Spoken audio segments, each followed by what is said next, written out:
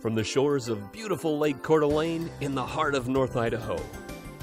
Local, regional, national, and international guests discuss their topics on our forum, the North Idaho College Public Forum. With your host and moderator, political scientist, Tony Stewart. I am very pleased to welcome you to our program. Our topic today is a message of peace and tolerance that is brought to us from students in the state of Idaho and one of their teachers. Our guests come from Timberlake Junior Senior High School, and we're very delighted to have all three of them here. They've been doing some very, very interesting work that deals with teaching tolerance and peace, and I was so impressed with their work that I've invited them to the program today. First of all, let me welcome Pamela Asher, who is an art teacher, and I must say also, Pamela, that obviously you have this great passion for teaching understanding and peace and human rights, and we commend you and thank you for coming and bringing two students with you. I also want to welcome to the program her two students. Next to her is Serena Monroe, who is a junior at that particular school, and next to her is Rainey Miller, who is a senior at Timberlake Junior Senior High School. Welcome to all three of you. We're glad you're here. Thank you. We're excited about you sharing what you're doing with our audience. And as always, I'm very pleased to have our regular panelist, Janelle Burke, who is an attorney in the state of Idaho, and next to her is Steve Schenck, who is the Vice President of Community Relations and Development at North Idaho College, and Janelle will commence today's questioning. Mrs. Asher, you have a new club at your school. Can you tell us what it's called? Well, we're the Tigers, Timberlake Tigers, and we call ourselves the Tigers for Tolerance Club. And you have a theme too, I believe, racism? Eracism, which is the expunging of racist ideas or the obliteration of racist ideas from our society. And you've brought along some students here who Yes. are part of that club, so can you kind of introduce them to our viewers? This is Rainey Miller. She's the president of our club. Serena Monroe, who's the president, excuse me, and this is Rainey Miller, one of the Tigers that we work tirelessly where we're trying to make some really positive changes. And Serena, as the president, what do you do? What have you done? Well, I lead some of the meetings. Mrs. Asher will introduce what we're doing, and we're trying to get more organized since this club is just beginning.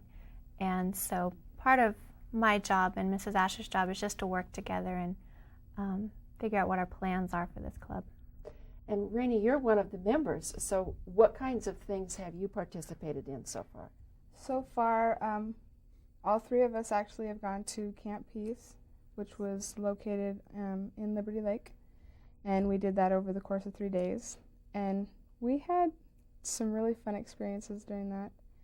And basically, I kind of help Serena and Miss Asher. We come together, and she kind of depends on me, and I ask Serena for help sometimes, but just kind of be part of everything. Maybe we should, at this point, Janelle, have them also identify what Peace Camp is. Or maybe Steve's going to do that. I think Steve's going to do that. Well, that was going to be my question, as a matter of fact. And I have some connection to Peace Camp, fairly recent, but have never been to one and have never talked to anyone who has been. So please tell me and our audience a little bit about what Peace Camp was like for you two. Well, for me, I wasn't really sure what to expect when we went into it. And like Rainey said, we were only there for 3 days, but I learned so much just about how even within a small group of students and the teachers who came with them, that they can have even racist beliefs and just different ideas that are negative, that hurt other people. And for me, it was just an experience to find out that there are ways to come against that, positive ways to come against people's thinkings, the mindsets that they have. And I think for myself, I gathered a lot of different tools to come against that in my school and in my life. Rainey, what motivated you to want to get involved in an organization that has the goal of promoting tolerance and understanding of the value of diversity? What motivated me was I see it sometimes. I came from a school where there was a lot of it, and here it's not that it's a big issue, but it still happens, and nailing it is what I guess our goal is. And we just look at things in a really positive way, and Miss Asher's bravery for starting this group was part of what motivated me also. I mean, I have always thought of something like this, and I just wasn't the type of courageous enough person to get up and start a group. And Miss Asher, I really wasn't expecting as many people that we have had, and there was about 30 people that showed up to our group, and now it's minimal 17 that are the core members, and we're all really good friends. It's not we're like really good friends, but we all work together, and we don't let any of our differences get in the way. Serena, can you give me an example of something you learned in Peace Camp, a way if somebody makes a racist remark or tells an off-color joke? How do you deal with that if it's somebody you know, a friend of yours? Well, something that we even learned at Camp Peace was to state the problem, state what you just heard, whether it was a racist comment or a joke that offends maybe a group of people, to address the person and say, I just heard you say this. The reason I don't approve of it is because maybe it hurt this person's feeling, or it is racist, it's not right. And in a school situation, I could say, and our school promotes tolerance, and I don't think that any kind of racist comment or intolerance should be accepted. So I'd like it maybe if you would apologize to this person that you've just offended, or just ask them to consider the other person's feelings. Great, excellent. Mrs. Asher, I have a question for you, similar to the one I asked Rainey. What made you want to get involved in Tigers for Tolerance? Well, I do believe that human rights are a passion of mine. And even at a school with minimal ethnicity, like our school, celebrating diversity, celebrating differences, everyone's differences, I think is really important to me. And it's, you hear the kids in the hallways, not a lot of it, but you'll hear a slam or a label, and words do hurt. And I just thought it was so important to bring a group of kids together to start making a positive difference in our school, because these are great kids. I mean, we have great kids in our school, and this is our future. And if we can teach them the right things, then they're going to go out, and it's not going to be okay for people out in the real world, not in our microcosm of a school, but out in the real world. They're going to make a difference out there, and they have already started, and it's thrilling to watch these kids. It's thrilling to listen to them right now. Thank you. Just a footnote for our viewers who might not know this, Peace Camp started in 1990, and it is a joint effort with the Kootenai County Task Force on Human Relations here in Idaho and the Religious Ecumenical Group or Council in Spokane. And they are high school students each year from both Spokane and Kootenai counties. And it's just last year finished its 9th year. This coming year will be the 10th year. May I just add one other footnote? At the end of the first year, the students were asked to name the camp, and peace stands for people everywhere are created equal. I thought that was an incredibly clever and very commendable title that students gave the camp. With that, Pamela, I'd like to turn to what you're doing at your school. Visuals are a very important message, as well as what your students have already talked about, how you work one-on-one with people.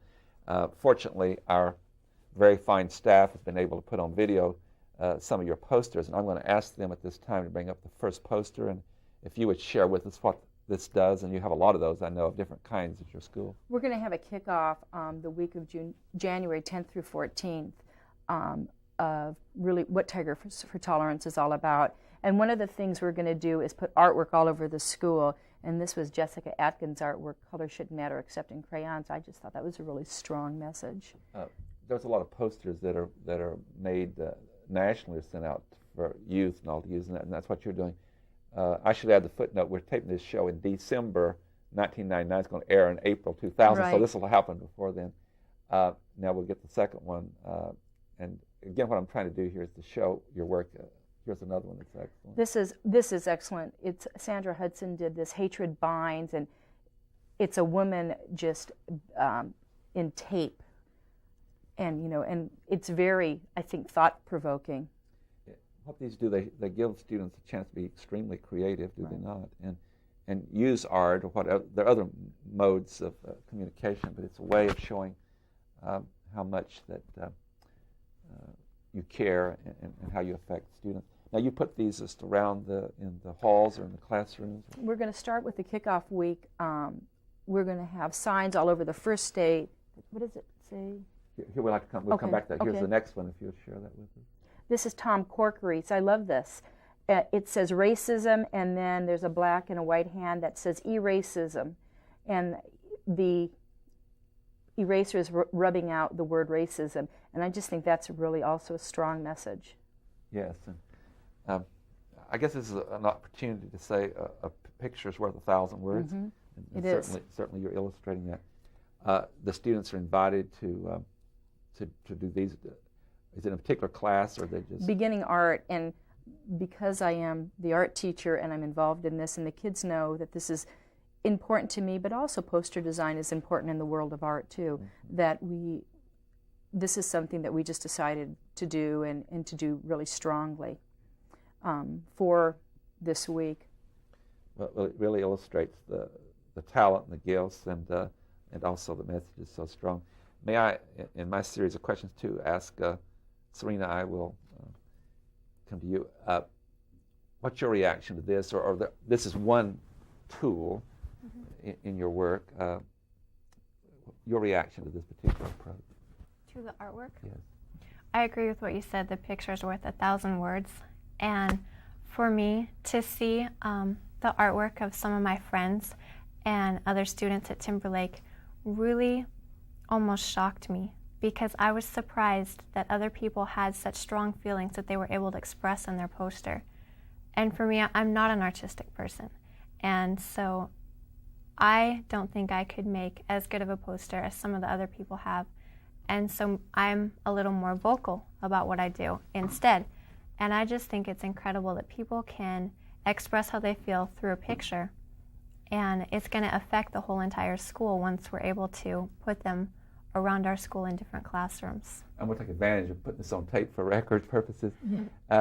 In January, on the Thursday, January the 13th, we have a special kids program, fifth graders, for Martin Luther King Day, and there's 1,200 here, and the media here. So I'd at this time informally invite you, if you want to bring some of those posters and have them there to share with the 1,200 children, you are really welcome to do so. My final question before I give up my round is to Rainey, and what else are you doing at the school other than what we've already talked about? One, congratulations, having that many people in the club already. That's effective. But beyond those students, how are you reaching out to the total student body? If I see or hear, I guess it would be slams towards other people, I tell them that it offends me in a way that I just, if you're going to do it, don't do it around me. Also, I guess just with the Tigers group, we come together. I haven't really done anything on my own. I come together with the Tigers and get opinions from them, or we all come together and think of ideas of what we can do and how we can disperse it around our school and kind of make it infectious. So, because that's what we want it to be, is infectious to everybody, and hopefully it'll spread to other schools. Strength in numbers, too. Yeah. Mm-hmm. Thank you. Janelle Burke. Mrs. Asher, you're in a school that's in a relatively unpopulated area, and I'm sure a lot of our viewers live in rural areas. Why is it important in rural areas as well as in urban areas where there may be more people of different kinds of people? Why is it important to have the same kinds of tolerance taught in more rural schools? Well, I think especially in North Idaho, that we have a rather bad reputation, and I think that is most important. Several years ago, Milt Prigge did an article just a little political cartoon that, sent shockwaves through North Idaho because they thought that he was saying the North Idaho kids were racist. He wasn't. He was responding to a picture that was a photograph that was done at the Aryan Nations headquarters of two little kids, and he made this into a cartoon, and this was such a teachable moment because the perception of the kids in North Idaho is that we are racist, but we're not. These kids embrace diversity. These kids are wonderful and loving kids, and I think it's important, that was important to say, hey, wait a minute, we're not like this. We're completely different than this. And we need to show this. We need to stand up. We need to say we are loving, caring students that, love everybody. Sometimes in some of the recent shows, we've had guests who have indicated that it's very important because our young people will have to go out and compete with other young people who have already come from more diverse backgrounds. And they've given that as also a reason why it's very necessary to learn and to know about other cultures and other races and have some familiarity with that before they get into the workplace where they may, or go to another place, another school, whatever, where there might be many challenges to them. Let's start with Rainey this time and ask her, in your background, how did you find Timberlake a new school when you arrived? Did you find it one that was open to differences among students? Yeah. Timberlake is a lot different from a bigger city school. We're a lot closer, and there's not as many racial slurs or ethnicity, not as much ethnicity in our school, but we take the chance to recognize it. And moving here, I think, was one of the greatest things that I could have done because, like I said, I am closer with the people that I am friends with now and that I know, and it's a lot nicer. So you've made a lot of good friends. Yeah. Serena, in a school like yours, how do you go about trying to include everyone? Now we're not talking so much about race, but we're talking about groups.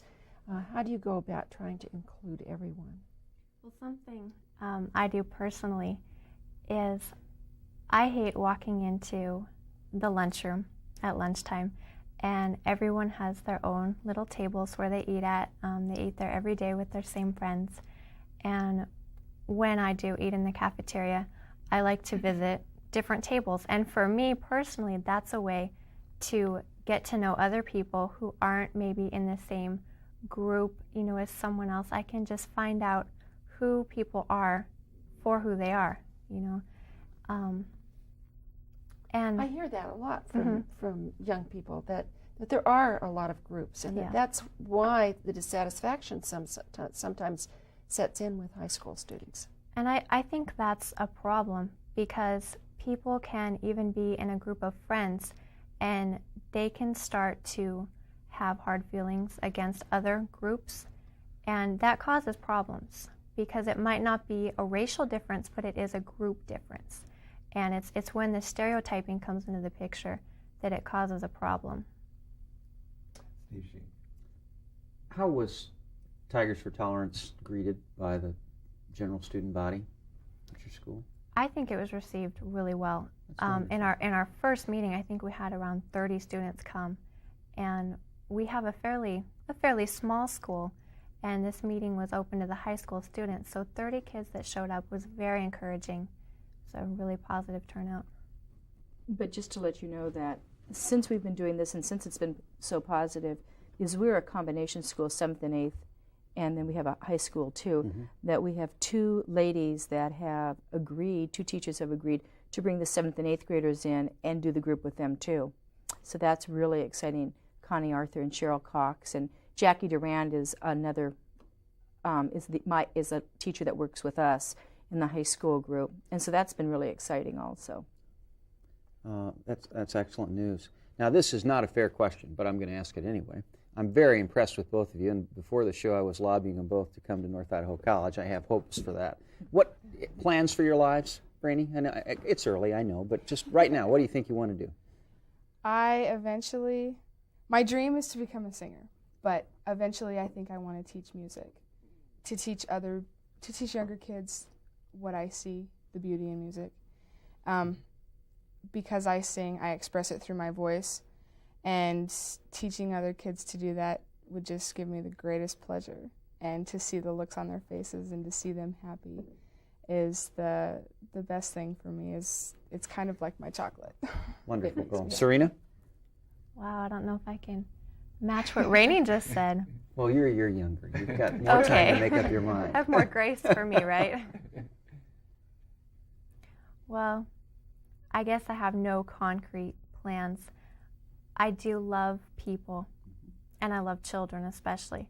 So I'm hoping that whatever I pursue after high school, through college or some kind of training school afterwards, would have to do with people relations. I've considered becoming some kind of counselor, maybe something to do with children, maybe daycare or something like that. And honestly, I'm really not sure. I know I have time, and so I've always said, well, when I want to grow up, I want to be happy. Well, I'll just say that for somebody your age who's comfortable going to table to table to table to lunch hour meeting new people, public relations is a career option for you. And not a similar question, but certainly somewhat different. What other plans do you have at Timberlake in this same vein? Anything else you'd like to accomplish in the way of promoting diversity education? You know, I would like it to become kind of like a curriculum, something that we encompass in the curriculum, that we take a kickoff week like we're going to do every year.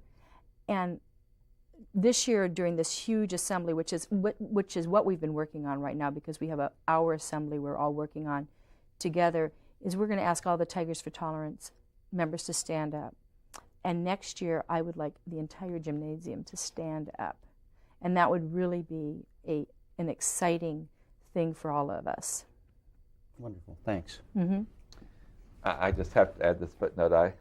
I just find you so mature. You're so impressive. You're wonderful models for students in Idaho and in the nation. We've had some such tragic and unfortunate incidents in our schools around the country, and you're just so great example of how to deal with that. And so my question revolves around that. I want to use your experience and being among other young people as you are, these terrible shootings and tragedy we've had.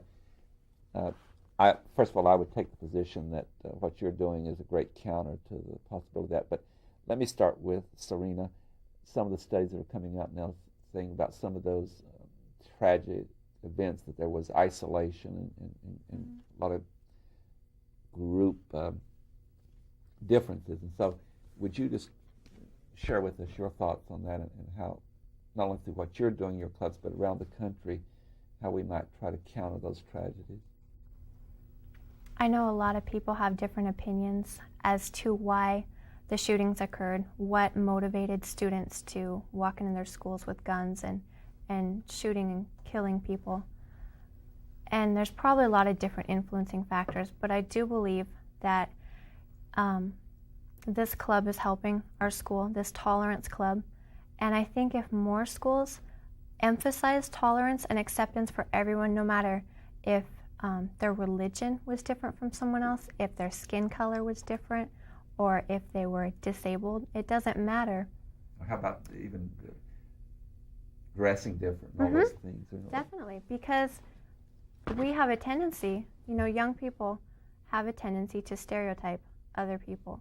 And that's when damage occurs, I think, inside a person, because everyone does want to belong in at least a sense. You want to walk into school knowing that you have friends, that people do care for you. And when maybe groups seclude someone, an individual or another group, from their activities, then that hurts people. And I think the tolerance and acceptance needs to be more incorporated into everyone's lives. Rainey, would you like to add your opinion and what we're talking about in isolation and those kind of problems? I agree with Serena. You never know what could have caused it. There could have been it could have been because they were excluded from a group, maybe, or excluded as, say, the Columbine shooting. The two boys, maybe they were just two separate individuals, but stereotyping does go along with it. And I think like I agree with Serena, if there is more tolerance in our schools, then it'll teach people to deal with those issues in a more tolerant way. Something you're working on, and I'm not totally clear on this, it is from media accounts, but in one case, I believe there was literature and all found that was hate material and so forth, and so that's a warning sign too if any young people start being attracted to a message of hate. So what you're doing is a counter to that. Exactly. Yes. Janelle Burt. I want to go back to the Peace Camp again and give each one of you a chance, because I think, Mrs. Asher, you attended also, didn't you?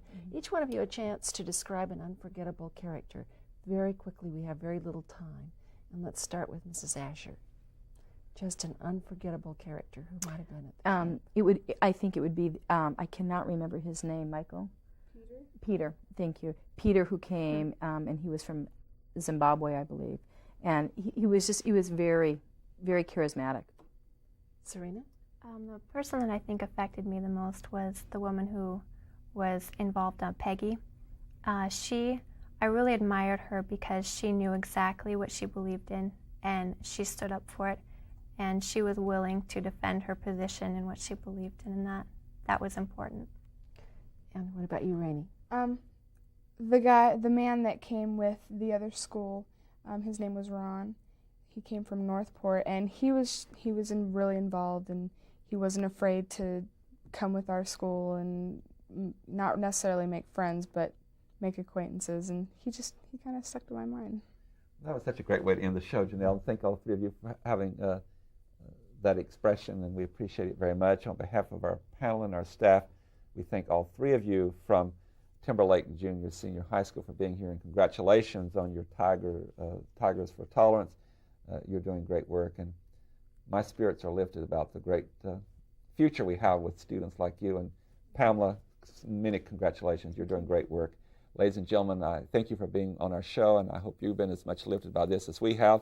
And I'd invite you to be with us again next week at the same time. We'll discuss yet another issue. Until then, please have a good week. I am Tony Stewart.